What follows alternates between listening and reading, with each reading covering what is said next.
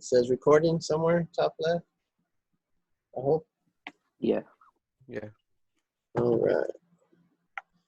So where are we? 1.2. 1.2. So if you got your book, that's page 102. And you need number 16. That's f of x is square root.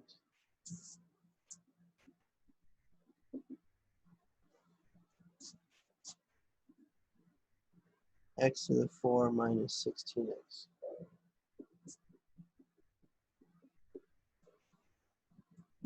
What are we supposed to do with that? Find the domain algebraically and support your answer graphically. So I want to know the domain. So how are we going to find the domain? Ideas?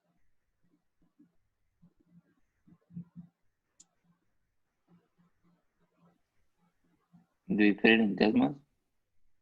You could graph it in Desmos, but they asked us to find this algebraically. But remember, your domain is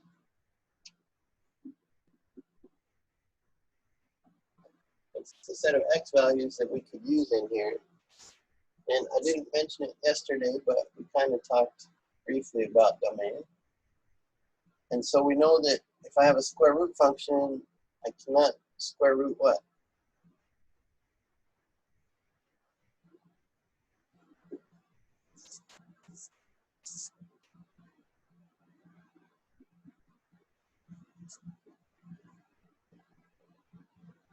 Is that too small? You guys not see? Negative. Negative. So I can't square root negative. So then we need to figure out what makes this negative.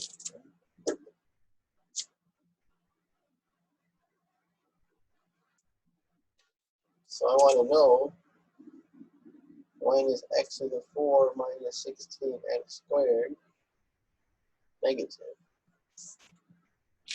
Oh, now you see why we did this in the last chapter. If this function is negative, it means it's less than 0 or below the x-axis. So we want to know when is this function below the x-axis? When is it negative? Because then I can't square root those values, and those x values would not be in the domain.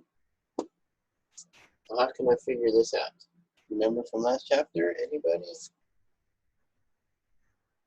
Would you like divide by 16 and then square? I mean, divide 16 by 2 and then square. Divide 16 by 2 and square. Oh, you're trying to complete the square? I guess we could, but I would rather reduce this first. This is to the 4th power. Divide by x squared. So we can take that out, right? Factor that out. And we could change that to equals just to find out our zeros. So you guys did really well on chapter P test. This should be easy. Right? We did this in chapter P. We factored. Can I factor that again? Yeah. What do we get? X plus 4, x minus 4. X plus 4, x minus 4. So x times x is x squared. Minus 4 plus 4 is 0. 16 here. So now I can tell you that x would be 0 where? Or plus or minus 4. So negative 4 comes from this guy. If I put negative 4 here, negative 4 plus 4 is 0. What do I get here? 0. 0, good. If x is 0, 0 squared is 0, 0 times this is 0. And this one gives me a positive. So I have 3 x-intercepts, or 3 places where this function is 0. Right? And if you remember your algebra 2, remember I was last chapter doing the dance, and you guys said you didn't do the dance.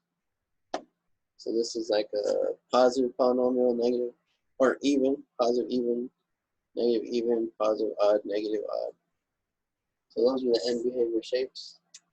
This is a 4th power polynomial. So we know the end behavior would shoot like that. But when they're fourth power, they kind of look like W's. And so this being a squared tells me that this is what we call a double root. And if you didn't know this, we'll cover it some more later. But your function should look like that. And this would be at -4. This would be at +4. Right? But again, we can't be less than 0, so we can't use any of these guys. But we should be able to use the 0. Right? If we substitute 0 in here, 0 to the 4th is 0, 0 squared is 0, 0 times 16 is 0, 0 minus 0 is 0. But we can square root 0. So square root 0 is 0. Right? So with that, you should be able to tell me the domain. So what is the domain? All real. Wait, no, no, no. Yeah, not all real numbers, right? Remember, we erased part of it. So if I use these numbers, I'm going to get a negative. Or negative infinity, and then parenthesis 4, Infinity, comma, -4, and then parenthesis union, and then 4, and then infinity.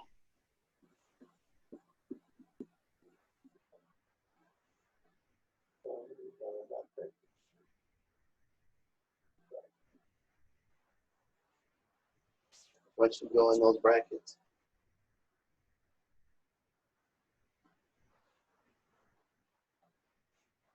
Is it just a 0? A 0. Right? 0 is allowed. Right? We went through that argument. If I put 0 here, I can square root 0 and get 0.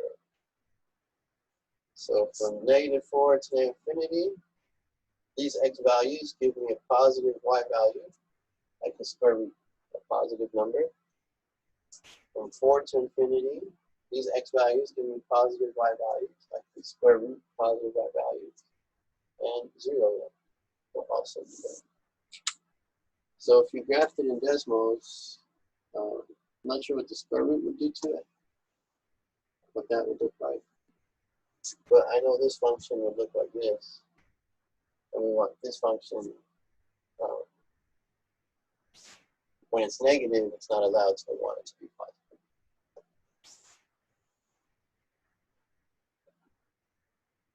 So hopefully that answered your question on 16. I am curious though, what does that look like on Desmos? Let's go check it out. Let me open up Desmos so I can share that.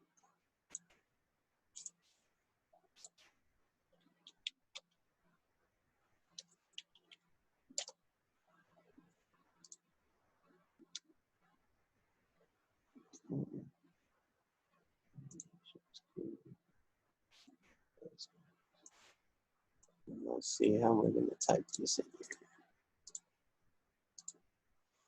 So 1 equals, does this have a square root? It does have a square root. X to the 4th power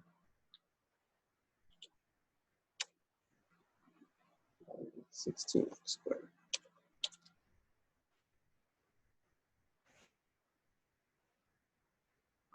There you go. So it shows the ends, but notice that point, it shows up. Do you guys see that circle shows up? That dot? So that's part of the domain, that dot there. So notice they erased the negative side that would have been down here.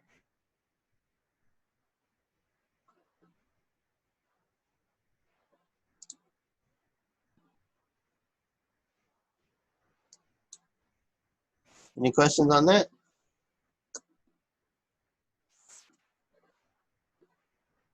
So no questions? You all completely understood that? Wow. I'm an amazing teacher. You all got that. I'm just kidding. All right, let's do 20 next week.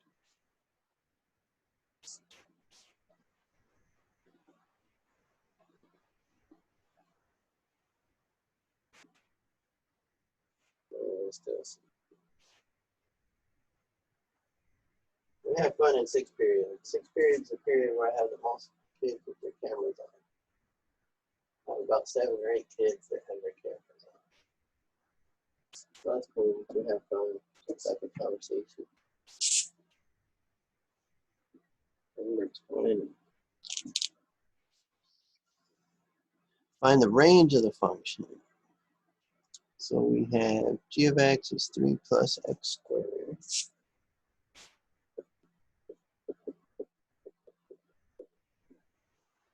3 plus x squared over 4 minus x. So this one, they didn't ask us to find the range algebraically. So I would just go right away to Desmos, take a look at what's going on. So let's go back to, this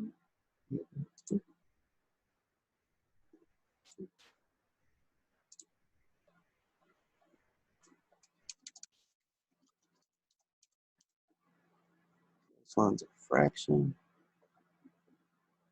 Let's see a fraction. Let's do parentheses. 3 plus x squared divided by x squared. There we go. So wow, that one looks pretty crazy. So we could find out that value. That's going to be part of the range. And it looks like -1. Y equals -1. So that looks like an asymptote there. You can zoom out and verify it is, but definitely looks like it is. So now we know the range. And zoom back in. Too much. That 0.75, 3/4.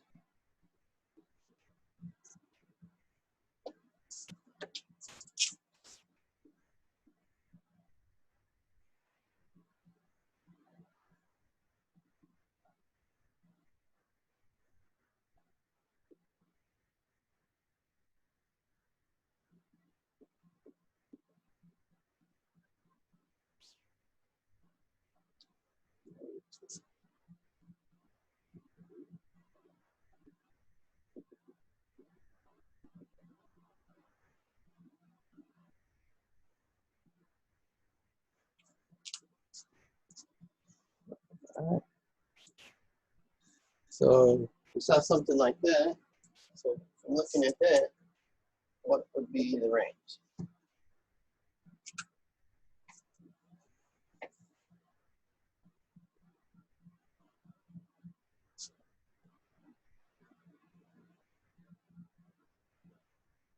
Angela, Vanessa, Stephanie, you guys awake?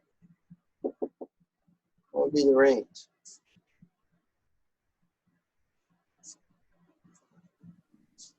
Would it be 3/4 and then infinity? Or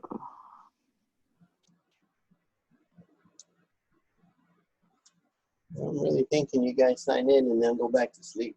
I'm talking to myself. Remember, your ranges, your y values. So this piece of the function goes all the way down forever. So what are the y values way down here forever? -infinity. -infinity. So then we know our range has to start at -infinity because the y values are way down here. Then the y values, if we're checking all the way up, oh, they're like bounded here. They're like stuck. So it goes from -infinity to -1. There we go. Now we're waking up. We'll go from there, infinity, all the way up to -1, parenthesis, because that's an asymptote. We can't get to -1. And then we have another set because there's a gap here, right? And there's like empty space. And then there's a starting point, and it goes all the way up to forever. So what's the next piece? 3/4. Parenthesis, bracket, Bracket. bracket.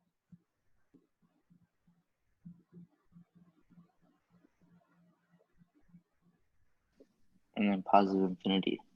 Infinity, and always a parenthesis on infinity. And that's it. Okay. Now, they're showing this to you to preview this because pretty soon in the next coming sections, you will learn how to look at this and make that graph without decimals very easily. I'm just going to flip these to prove a point. I'm going to show you, and then I'll show you later again. But as we talk about infinities and end behavior, x squared divided by x squared, it's essentially the same thing. So these go away, and what are we left with? 3/4. Look at that, 3/4. And then if we want to look at asymptotes, you have $1 million, right? These guys don't matter. So what's the coefficients since they're the same degree? 1 divided by -1 is -1. -1. Okay. So we could have found these if we knew a little bit more algebra, but we're getting there. So at this point, just use Desmos to find the range.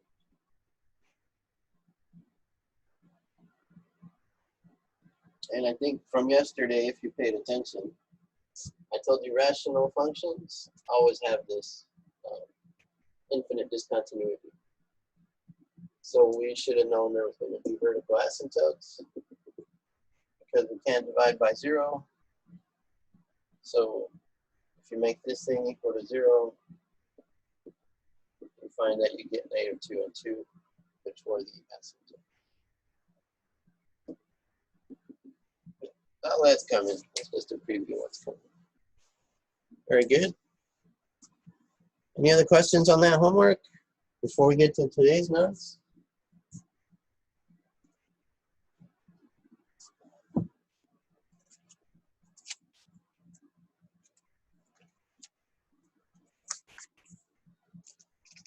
I'm not hearing any questions. Why is it brackets and 3/4? Why is it a bracket on 3/4? Good question. So from Desmos, I can switch back real quick so we could look at it. But in Desmos, that point was on the graph. You see? So when I click on that gray dot that's on the red part of the graph, it tells me it's at 0 and 0.75, which is 3/4. So 3/4 is a point on the graph, so it is in the domain and range. Or sorry, it's in the range. And so that's why it's a bracket.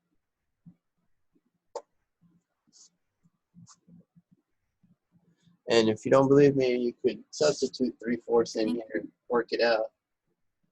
Right. Or sorry, you should substitute 0 in there and work it out. And you see you get 3/4.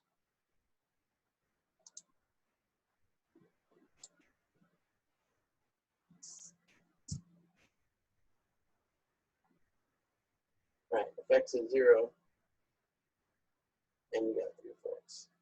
So it is a point on the graph.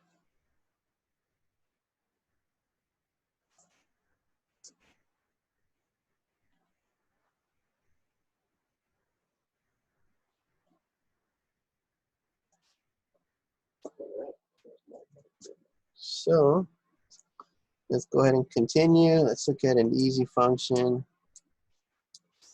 So today we're going to talk about where our functions increasing or decreasing.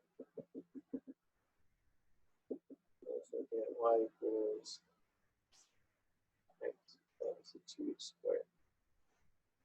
There's an easy function for you. You guys should all be able to graph that by hand without Desmos. If you remember your transformations.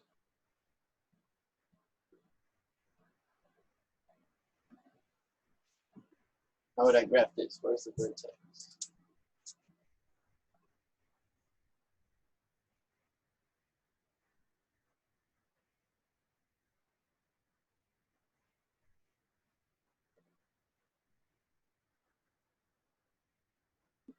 What does this do?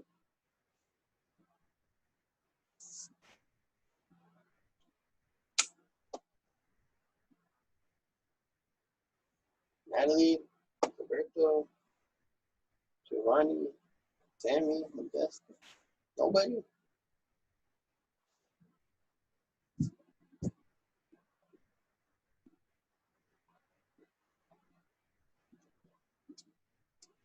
Stephanie. No one knows how to transform that graph.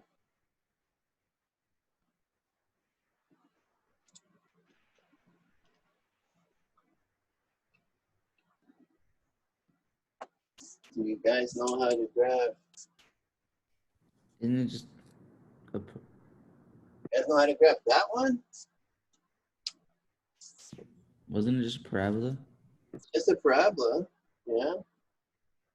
So if it's just x Isn't squared, it just a parabola, like, and you just add 2 on the x-intercept? Or y-intercept? close, close. You want to go back to the other one? You guys gonna have to go back and review your algebra too. Do I have a plus or minus? I just don't. A minus? Sure. If it's I had minus, a plus. I had a plus. if I had a plus, It's, okay. it's -2 on the x-axis then, and then it's just a normal parabola, right? Very good. Starting to wake up the brain. Oh, sorry. All right, 1, 1, 2, 4. Here. So that means we translate left 2, right? It's always the opposite. So I always tell students, well, what makes this 0 so that we're back on the origin? -2. So that means we shifted to -2. Right? If x is -2 and we add 2, I get 0. So this is my vertex. It's like my new origin. Yeah. So that's all that means. If the number was out here, then this would be a vertical translation up or down. If this was a -4, this whole thing would be down here at -4. If that was a +4, we shift it up to +4. So don't forget your transformations. We'll be using those. So now I want to talk about where is this function increase or decrease.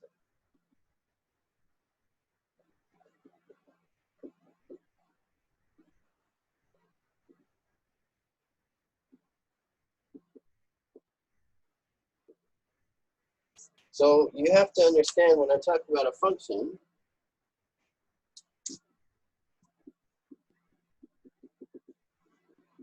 you know the notation is usually f of x, right? And we say, oh, well, f of x is a fancy way of saying the y values or the output, right? Values in the range. So when I'm talking about the values of a function, we're talking about the y values, right? The f of x, the y, the outputs, the range. When I talk about the values of a function, talk about y, up and down. And so here's where I kind of pause and remind you, here's a question. I told you guys math is the language. You got to learn how to read the language. In the English language, when you pick up a book or something to read, how do you read that? You start at the bottom. Left to right. We go To the left top. to right. We start at the top and go left to right. Right? So how do you read a graph? So when I look at a graph and I'm trying to understand it, you see some numbers. We usually read a graph from left to right. So if I'm checking my x values, and I'm going left to right, what is the function doing? What are the y values doing? They're decreasing. They're decreasing, that's right. So now I have to figure out what interval. And so when I report this interval, these are the x values, the domain, the input. So which values give me y values that are decreasing? So what are the x values way over here up to here? Because I believe it stops and then it starts at increasing, right? So what's that interval in x values? 4 to 2. From 4 to 2. I think there's a little more than 4. Oh, infinity to 2 bracket. We're on the left side. Negative infinity? Negative infinity all the way to 2. And my training says parentheses, Mr. Myers, who teaches calculus, says it doesn't matter. But because at 0, at this vertex, the function isn't going down or going up, it's just there.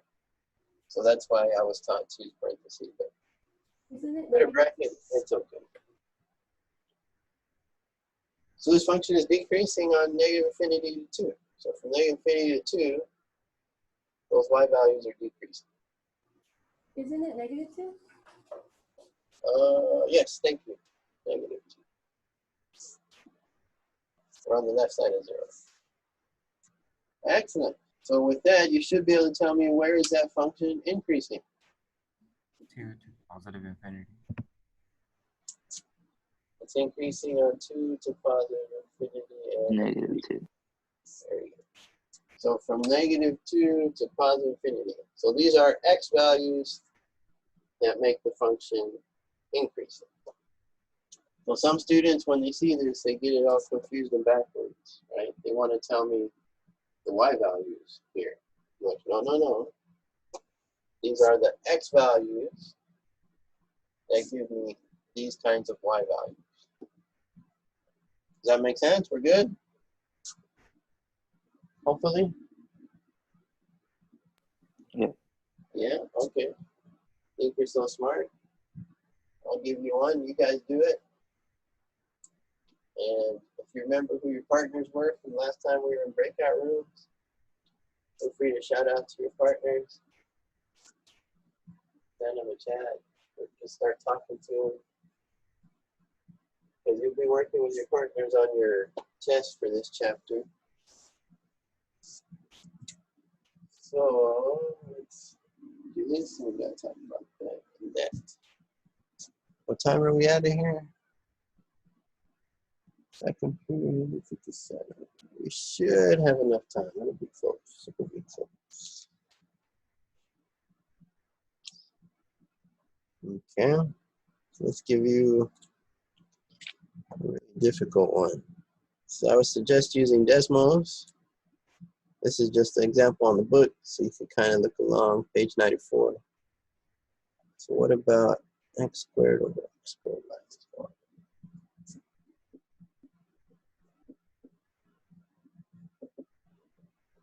Okay. Function.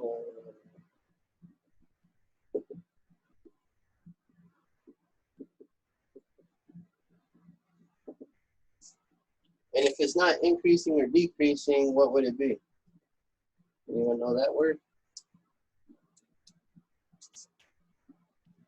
A constant? There you go. If it's not increasing or decreasing, it should be constant. But I don't think this one is constant. So go ahead and graph that on Desmos. Take a look. Tell me where it's increasing or decreasing. I'll give you a minute or two.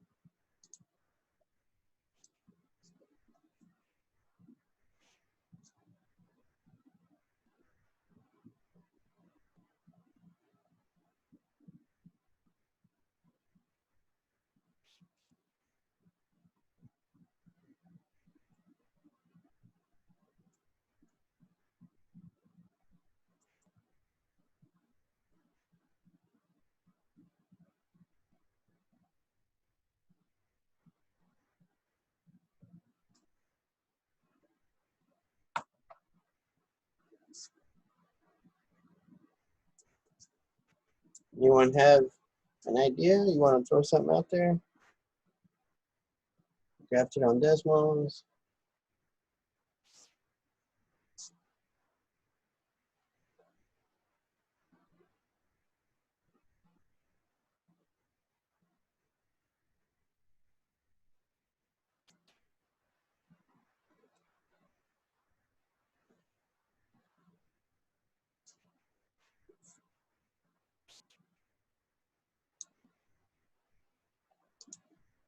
Angela says, no, you didn't graph it on Desmos.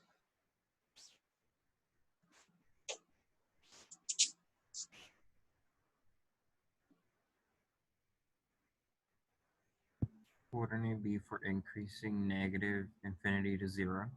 And decreasing would be 0 to negative infinity. From negative infinity to something, I agree. So 1. I mean negative 1. Negative 1. Right, we have this asymptote here. So if you graph it on Desmos, you should see that curved asymptote. And from yesterday and earlier, I told you if we have a fraction, we're going to have these infinite discontinuities.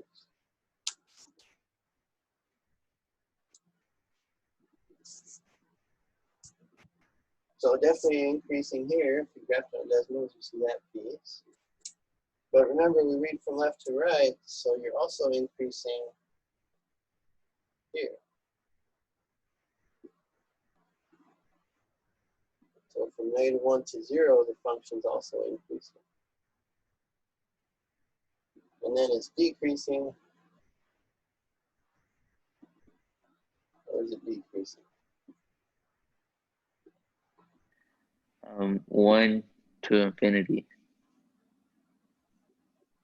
1 to infinity. Oh, and then 0 to 1. Yeah, we also have this piece here. So from 0 to 1, it's also. So 1's not included, and neither is -1 because those are asymptotes. Good.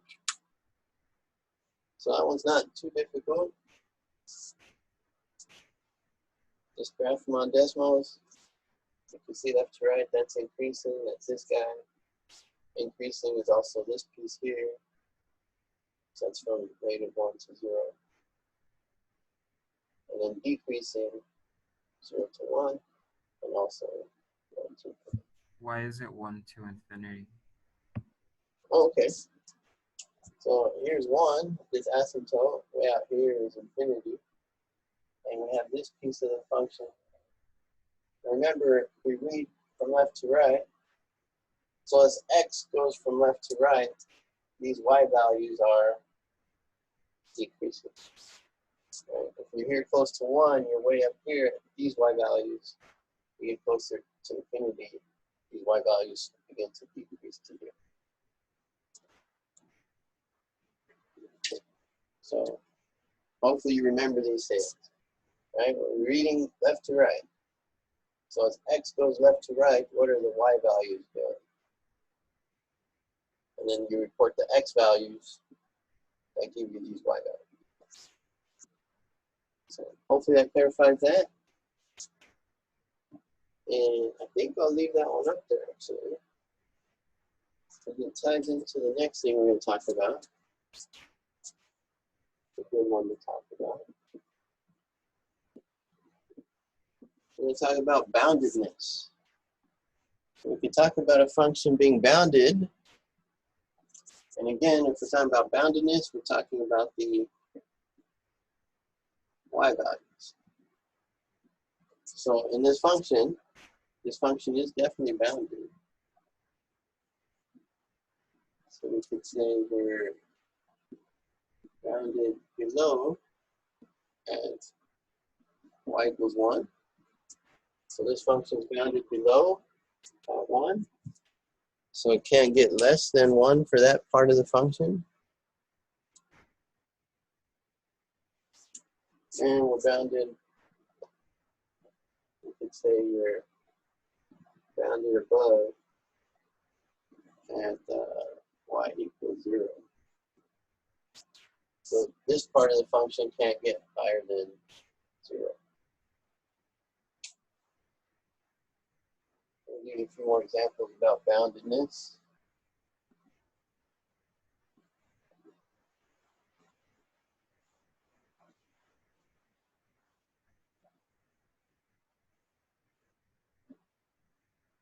Let's use our basic example. You guys are comfortable with y squared.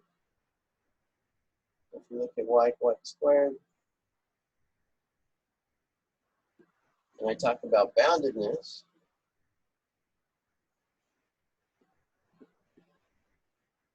then I would say that this function is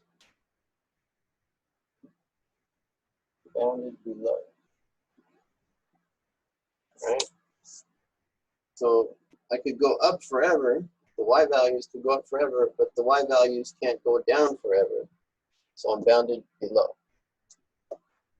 And you could say bounded below at y. I can't get lower than that. So it's the y value.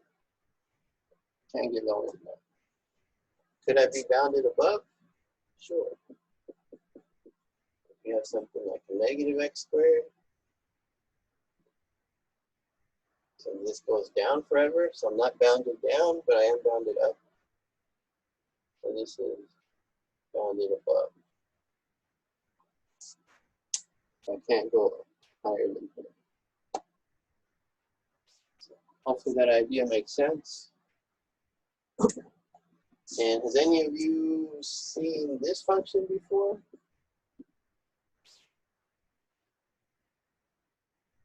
No. You've never seen the sine function? That's fun. You're going to learn this one. So if you're bored, you could graph that on your calculator. And it looks like that forever. Up and down forever. Oh yeah, I did in physics. Yep. You'd see this in physics, definitely. Look at waves. So this is 1, this is -1. So if it's bounded below and above, then we just say it's bounded. Strictly bounded. So we don't differentiate bounded above or bounded below, because it's bounded above and bounded below. It's just bounded. Okay. And I think, well, we got time. It's not that hard. So let me talk about one last thing, and then we'll call it a day.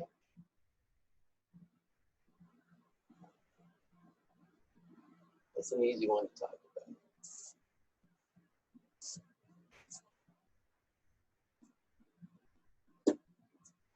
So the last thing we're going to talk about is extrema. So extrema is simply talking about max and min. So if we use our good old y equals x squared, I have a minimum there. And that is the lowest point anywhere on the graph. So 0, 0 is absolute minimum. Right? That's the lowest point. And if we had the other one, y plus negative x squared, this opens down. What do you think we call that one? Absolute max. Absolute max. But we could have what we call a local minimum or a local maximum. So if we have something like y equals x cubed, does that one do it? I can never remember. Anyway, you guys can play with it later. So there's a way to write the function. So we go through those guys. We have this, and this, and this. So whatever this function is, I don't know, I don't care. Look at the picture. So now it looks like we have a minimum here, and it looks like we have a maximum here, but the function keeps going higher than this value, and the function keeps going lower than this value. So we can no longer call these an absolute max or an absolute min because the y values can go all the way down, right? So what do you think we call that guy? Well, -1 is a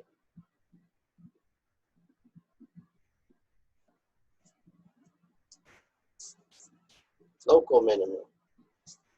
So in this neighborhood of x values, this is a minimum. It's a minimum y value. So we call this a neighborhood local. So in the neighborhood of that guy, that's a local minimum. So what would we call that one? Local max. Local max. And so when you graph these functions in your homework on Desmos, you'll be able to identify a local max or local min, or an absolute max or an absolute min. So if nowhere on the function it goes lower than that point, then it's absolute. So hopefully that made sense. Any questions on anything we talked about today?